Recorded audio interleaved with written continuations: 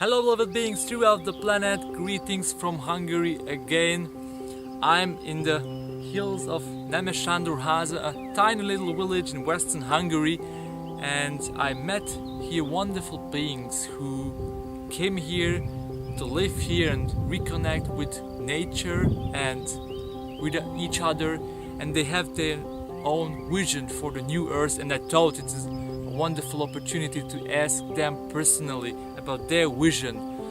I spent almost 2 weeks here with my family, and it was a wonderful, loving experience for all of us, and we had plenty of opportunities to interact with people who live here and exchange ideas about New Earth and related topics, ascension, awakening.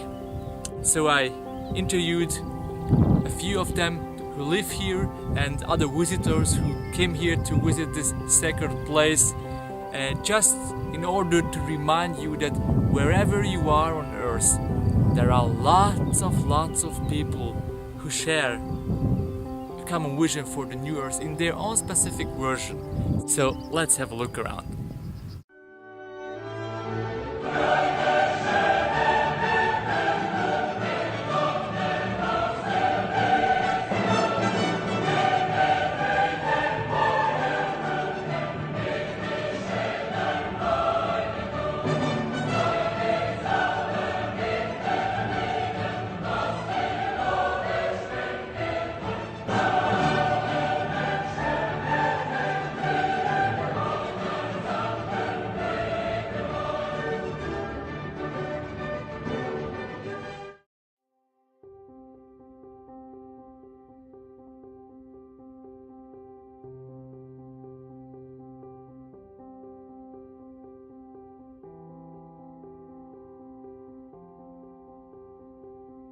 Hello everyone, I'm here with my dear brother Jörg. Jörg is a Swiss person who came here to Hungary 3 years ago and lives here in nature with his wife and 4-year-old son. Lieber Jörg, du bist aus der Schweiz hierher gekommen nach Ungarn. Was hat euch hierher gebracht? Ja, das ist keine einfache Frage, weil es ist ziemlich komplex oder auch eine lange Geschichte dahinter. Also ich muss einfach, ich bin jetzt ca. 50 Jahre alt und ich habe vor 30 Jahren, als ich 20 Jahre alt war, realisiert, dass diese Welt, in der ich aufgewachsen bin, so wie Fehler aufweist, die einen Selbstzerstörungsmechanismus auslösen. Also so, dass dass die Gesellschaft mit ihren Ängsten, also Angst vor Umweltverschmutzung, vor Katastrophen, vor Unfällen und so, dass wir Menschen uns nicht makellos sind. Wir haben Fehler, wir haben Ängste, wir trauen uns nicht, uns selbst zu sein und so weiter. Da habe ich gedacht, irgendwas läuft schief und ich habe mich da auf die Suche gemacht. Ja, und auf dieser Suche habe ich mich so ein bisschen frei gemacht. Ich dachte, ich habe mich frei gemacht und bin aufgebrochen, in die Welt hinausgezogen und habe begonnen zu suchen. Nach der Wahrheit, nach Gott, was läuft hier schief sozusagen. Ja. Und das heißt, du warst, bevor du hier nach Ungarn kamst, warst du schon irgendwo in der Welt und hast du da eine Umschau gehalten sozusagen? Genau, ich bin herumgereist und ich wurde nach dieser Zeit nie mehr wirklich sesshaft. Ich habe nie mehr irgendwo einen Platz gefunden, den ich Heimat nennen könnte. Oder nie mehr ist natürlich dann, das ist nicht korrekt. Das hat aber lange gedauert und ich habe dann gemerkt, dass diese Heimat, die ich suche, die ist in mir. Das bin ich selbst, diese Heimat. Also es hat mit dieser Kernfrage zu tun, ja, wonach suche ich eigentlich? Oder schlussendlich, wer bin ich eigentlich? Ja, und so weiter. Da war ich immer allein unterwegs, ich hatte keine Familie und bei einem gewissen Zeitpunkt habe ich für mich entschieden, jetzt ist Zeit, eine Familie zu gründen. Ich habe genug über das Leben, über mich selbst erfahren, was ich einem Kind auch weitergeben kann. Vorher fühlte ich mich unreif, das überhaupt ein Kind in die Welt zu setzen. Ja. Und nach diesem Moment, wo ich mich als reif empfunden habe, ist dann das ziemlich schnell gegangen. Ich habe eine Frau kennengelernt, wir hatten ein Kind zusammen. Und wir haben uns daran gemacht, dieses Kind in einer so natürlichen wie möglichen Umgebung aufwachsen zu lassen. Ja. Also das heißt, hier auf der Erde, auf dem Boden, das was halt wirklich ist. Nicht, was wir hier künstlich erschaffen haben, diese Strukturen, die wir uns erschaffen haben, um uns darin einzusperren, wie das scheint in dieser Gesellschaft und die uns schlussendlich auch in einen Kollaps führen könnte, wenn man nicht wahnsinnig aufpasst. Und so sind wir daran gegangen, uns eine Existenz aufzubauen, die halt in der Wirklichkeit, also mal wenigstens in der Natur verankert ist. So, dass das Kind von Anfang an lernt, was ist dieser Planet Erde, wo bin ich geboren, was bin ich als Mensch. Und nicht, was muss ich, was sollte ich, was brauche ich, um meine Existenz zu sichern, also Geld verdienen und einen guten Job und so weiter. Was eigentlich voll aufgeladen ist mit Zwängen. Genau. Mit eigentlich Ängsten, schlechten Gefühlen, also an der Angst, nicht Bestand zu haben, Angst unterzugehen, Angst niemand zu sein und so weiter. Umgedreht, ich weiß, ich bin einfach so, wie ich bin, gut.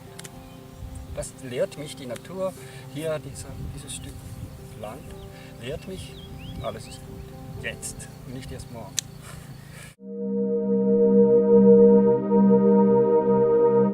Das ist mir jetzt bewusst, dass du und einige andere Menschen leben hier schon nach ähnlichem Konzept und ihr habt quasi jetzt so eine gemeinsame Vision. Könntest du eventuell ein paar Worte über diese Vision uns mitteilen? Was ist das genau? Wie würdest du das zusammenfassen? Warum ist es eigentlich euch verdammt wichtig? Ja, verdammt wichtig. Also, wenn du das Wort schon in den Mund nimmst, mit diesem verdammt, dann muss ich viel sagen, ja okay, die Menschheit ist verdammt. Also sozusagen, wir stehen unter einem Fluch, unter einem Bannfluch, der uns nicht in unsere Kraft kommen lässt.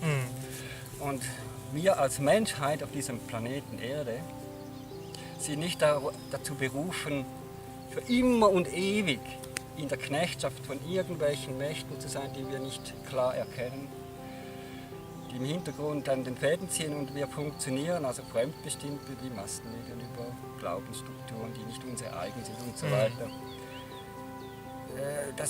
Die Menschheit, es ist die Zeit, sich davon zu befreien und zu lösen. Und es gibt Leute, die haben das erkannt, es gibt starke Visionen und nicht zuletzt, also ich sage jetzt das mal so, unser Schöpfer, der wir natürlich selbst sind, sagen wir mal Gott, dessen Kinder wir sind, also dieses Bewusstsein, das wir in uns tragen, was wir sind, seine Augen, wir sind die Hände von diesem Ganzen, hat diese Zeit festgelegt, wie lange das diese Knechtschaft dauern sollte und die ist jetzt beendet und wir sind daran als Menschheit, als Erde, als Planet Erde. Man kann ja die Menschheit nicht von der Erde trennen, wir sind die Erde, wir sind die Menschheit auf der Erde, entwickeln uns zu dem, was in unserem Samen festgelegt ist. Also wir lassen los und kommen in unsere Kraft. Wir werden heil als ein globales Erwachen.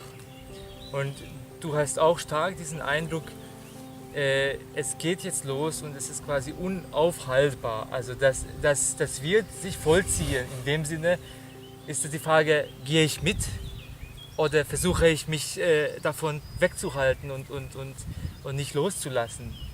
Das spielt sich aus in dem Sinne vor unseren Augen. Siehst du das ähnlich in dem Sinne? Also ich sehe das sogar ganz genau gleich. Es ist einfach so, dass das war schon immer so, weil alles, was im Samen festgelegt ist, kommt zur Entfaltung, wenn ich es zulasse. Das ist bei jedem Pflanzen so, man muss das auch bei mir als Mensch. Und jetzt ist diese Zeit gekommen, das sehe ich so, wo dieser Lebensstrom, der durch alles hindurch pulsiert, hier in diesem Bereich vom Universum, auch wo die Erde jetzt drinsteckt, einfach erhöht wird und kontinuierlich ansteigt und alles, was im Prinzip nicht in der Wirklichkeit verankert ist, das bedeutet einem reinen Schöpferimpuls, das in Liebe gründet, verankert ist, wird weggespült. Also alles, was ein Mensch künstlich durch sein illusionshaftes Denken kreiert, das kann eben Angststrukturen sein, die er für seine Sicherheiten braucht, werden weggespült, weil diese sind ja sowieso nicht von Dauer. Sie haben keine Verankerung in der Wirklichkeit.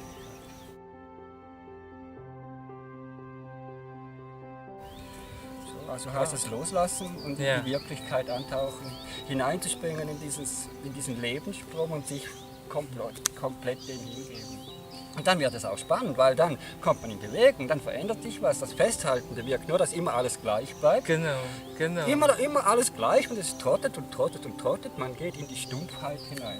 Aber es ist gleichzeitig ist es, vor allem wenn man am Anfang, auf individueller Ebene, am Anfang dieses Prozesses steht, zumindest bewusst ist, dass der Prozess läuft, ist es auch kann sehr, sehr beängstigend sein, ich lasse los, dann kommt Veränderung, dann plötzlich bin ich woanders, plötzlich kenne ich andere Leute, also lerne ich andere Leute kennen und das ist ja auch, also plötzlich das ganze Leben wird irgendwie auf den Kopf gestellt, also diese Unsicherheit, während irgendwie ich umgestellt bin, das ist auch ein krasser Prozess und viele, habe ich den Eindruck, kommen in diesen Prozess rein, lassen los, alles wird verrückt für eine Zeit, bis sie wieder einen ruhigen Ort finden und dann kommen diese Ängste quasi vielleicht noch zu einem letzten Mal voller Kanone auf dich zu und versuchen dich so fernzuhalten. Ne? Ich weiß nicht, wie du das erlebt hast, vielleicht hast du vorhin schon genügend spirituelle Kraft, Muskeln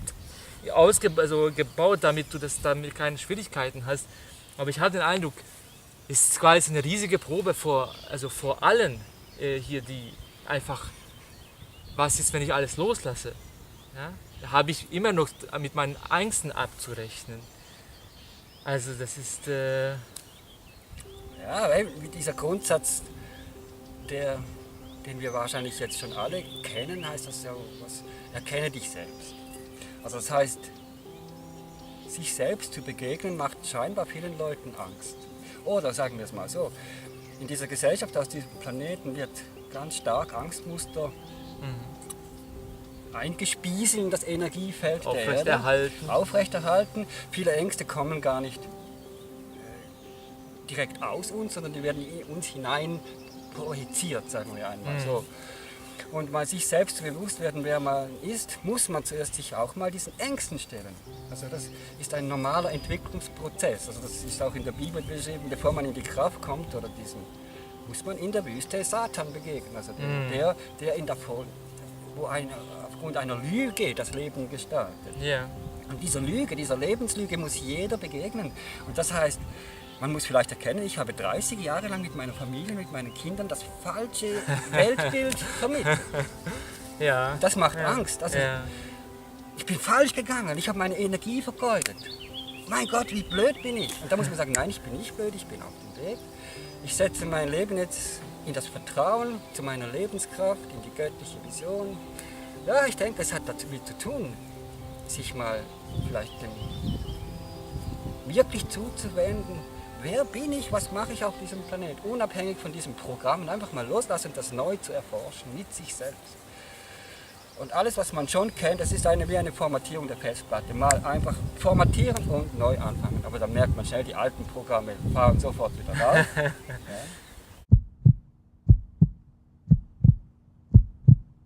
Aber ich glaube, das Schlüsselwort ist Hingabe. Egal was, du gehst voran und du gehst weiter, egal was es ist. Du gibst dich hin, immer wieder und dann kommst du am Ende an.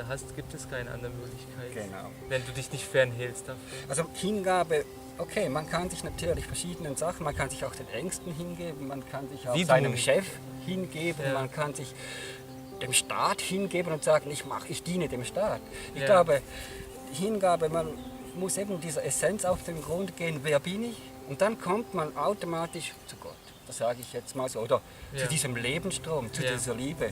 Und diesem Urlebensstrahl, was uns ausmacht, was wir alle sind, dieser Lebensstrom hinzugeben. Ich muss nämlich nicht meine Angst hingeben, dann merke ich, meine Angst ist niemals ein guter Ratgeber. Weil er hält mich immer fest, da wo ich nicht hingehen will. Ich muss mich diesem Vertrauen der Liebe, dem Licht hingeben. Dann, oder sagen wir mal so, wenn ich Liebe ausstrahle und Freude und Vertrauen, dann kommt das zurück. Und wenn ich mein Leben auf Angst baue, ja, dann bleibt alles in Angst. So einfach geht es. Lieber Jörg, danke dir, dass du deine Weisheit mit uns heute mitgeteilt hast. Und ich wünsche dir einfach und deiner Familie ein wunderschönes, abenteuerliches, lichtvolles Leben hier auf deinem Stück Erde. Danke gleichfalls. Thanks for watching. Sharing is allowed. Don't forget to leave a comment and tell the people what you think of the videos, or just let me know how I can give even more to you. Remember, your precious beings, make humans fly, spread inspiration.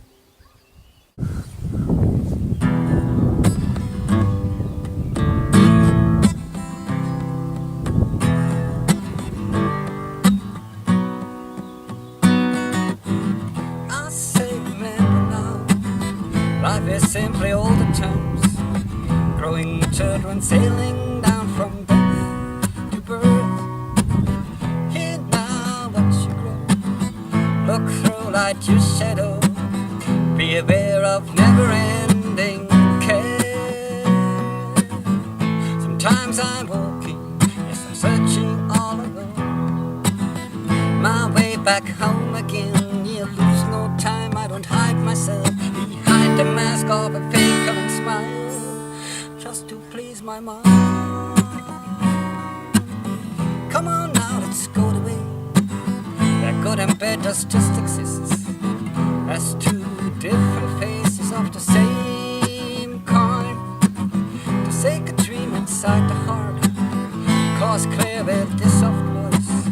Come on home, live your life. Sometimes I'm broken, yes I'm searching all alone. My way back home again, no I lose no time, I don't hide myself behind the mask of a fake smile, just to please my friends.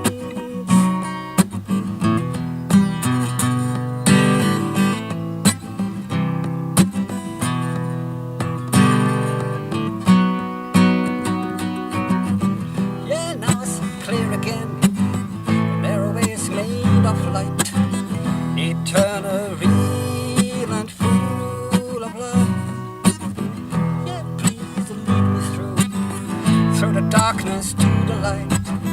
Open up my ear, my eye, open up my heart. Sometimes I'm walking, yes I'm searching all alone. My way back home again, no lose no time, don't hide yourself behind the mask of a fake smile, just to please your daddy. Now I feel free again, landed down here on eagle wings, and I feel rooted like a giant tree. The eye has filled its face to death, the soul joined its counterpiece. My body is nothing but light.